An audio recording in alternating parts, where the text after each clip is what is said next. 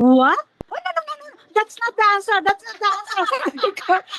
The answer is reviews lows. Iyon ang sagot talaga. Ang alin?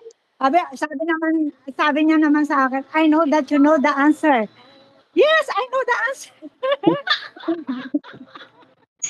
Reviews lang ang sagot. Sabi niya, kasi may do eh. Ang tinatandaan ko sa do, yung it says that the United States is free from Great Britain. Yun yung alam ko sa do. Pero ang sinabi niya, ano ang ginagawa ng judicial? Sinisip ko, judicial? Ang hirap naman yung tanong. Judicial. Judicial, alam ko yung sagot na yun, yung reviews laws yun. Oh yes, I know that you know the answer, sabi niya sa akin. Pati yung mga pati yung mga security guard doon, sabi, at kinuha yung paper ni mama kung pumasa siya, mga concern yung mga security guard. Mga Pinoy. Ilan yung Sinablot tanong kay sa'yo? mama yung yung paper. Pumasa ka ba? Pumasa! Bakit? Bakit ganun? Baka dinadaldal ni mama. Kasi tatlo kami, di ba? Isa lang pala si mamang pwedeng pumasok. Mm. So sabi nila, pwede kang maging interpreter if you want. Sabi ko, pwede ko bang isama yung anak ko? Kasi dalawa, saan ko iiwan to? Hindi daw, kaming dalawa lang ni mama. So siya lang yung pumasok. Kaya concerned din sila kay mama na si mama lang yung mag-isa doon. Oh. Paglabas ni mama, kinuha yung paper. Saka ba? Ano yung ibang tanong pa man? Judicial. Ha? Ang hirap ng tanong. Judicial. Ano pa yung ibang tanong?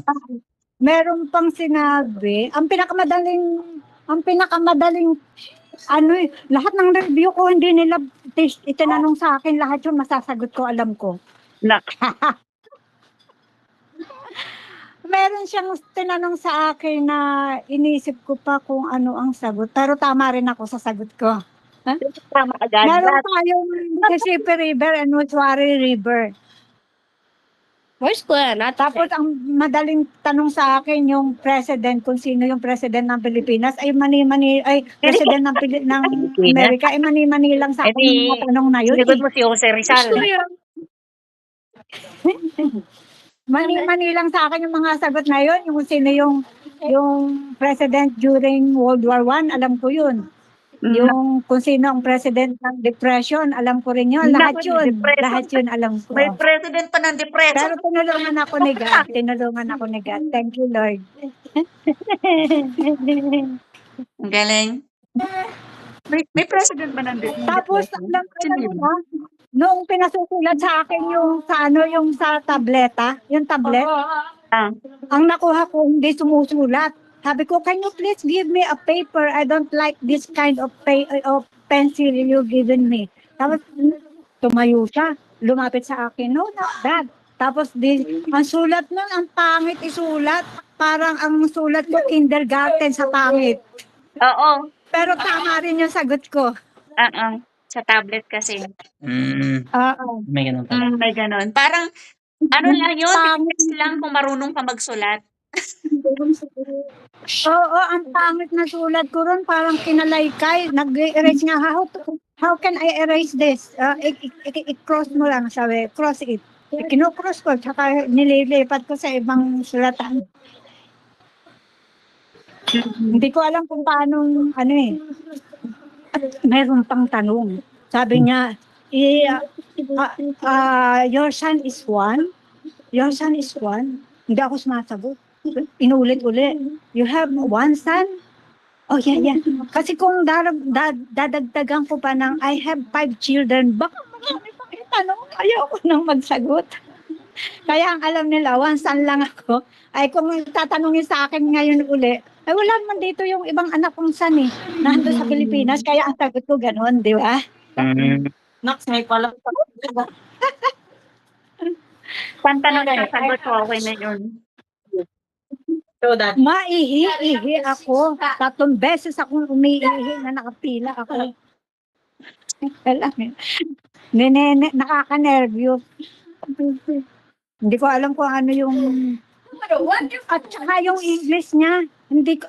In-check yun eh. No, Shara? In-check yun. ang hirap pong intindihin yung English niya, Chinese. Kinuha mo yung Tapos pangalan. again, oo, again? Can you please? Inuulit naman niya. Mabait naman siya.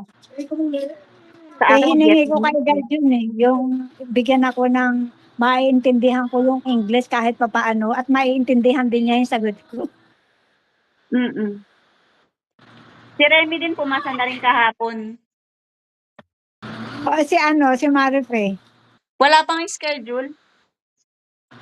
Oo, pinanumpa ako. Ang sagot ko lang, yes, I do. Yes, I do. Hindi ba? Ano yun? Ano lang yun, yung sasabihin mo kung tama, nanunumpa ka na tama yung ano mo, mga isasabihin. Oo. Na hindi ka nagsisinungaling. Kailan yung ano mo outtaking? Ibibigyan ka naman. Basahin mo na dyan sa binigay ko sa'yo. Oo. Ano yung schedule? Schedule ka na agad? Oo. Habang lumalakad kami, kasi pinalalayas na pala ako niya, tanong pa ako ng tanong. Sabi ko, can I have a question? Kailan ako babalik dito sa English, sa Tagalog? Sabi niya, magbibigay ng sulat para sa iyo. Sabi niya, magdi-deliver daw ng sulat. Ayaw ko kung kailan. Pinalalayas. Oo, tumayo na siya eh. Na tuwing may hindi ako na igagawa, siya. Stop this. Umiikot talaga siya sa akin. Tapos, thank you for assisting me. Tsaka, binobola ko.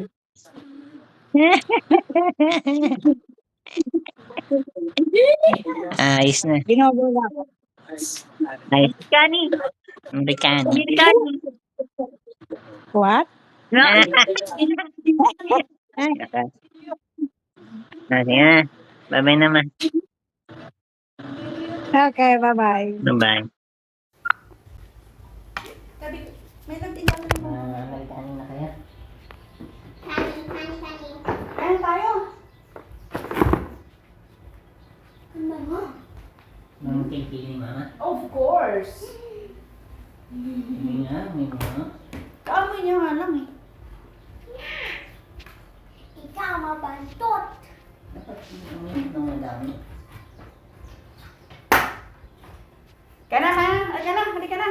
Halika na, ma. Ma.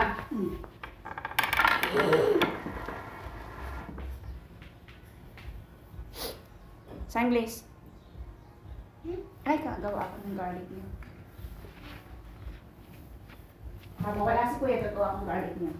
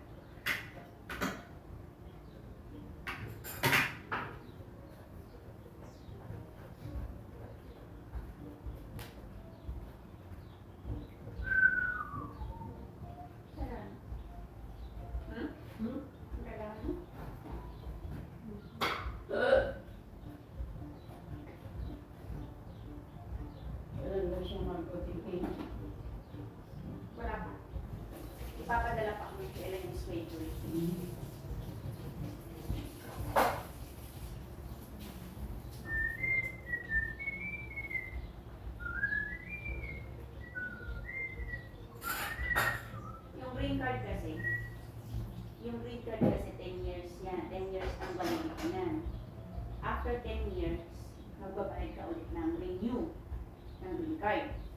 Ako, nagmadali ako kasi ayoko ng after 10 years, magbabayad na naman ako ng renew. Eh, pag nag-US citizen ako, di na magbabayad ng renew every 10 years.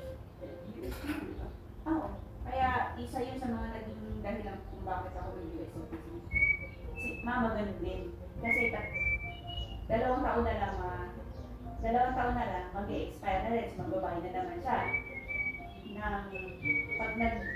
Ang renew kasi, 700. Ang US citizen, 700 din. Di, paano, di ba? After 10 years, renew na naman, di ba? 10 years, 10 years.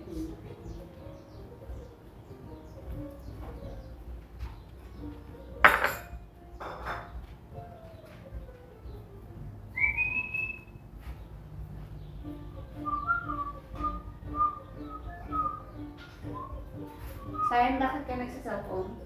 Niya, alis ka parang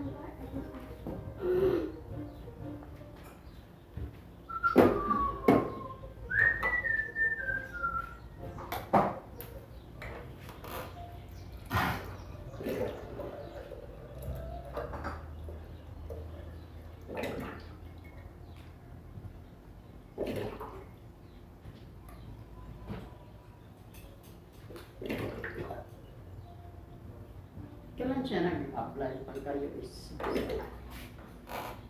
Last year. last year? Ang madali lang po. 2 years.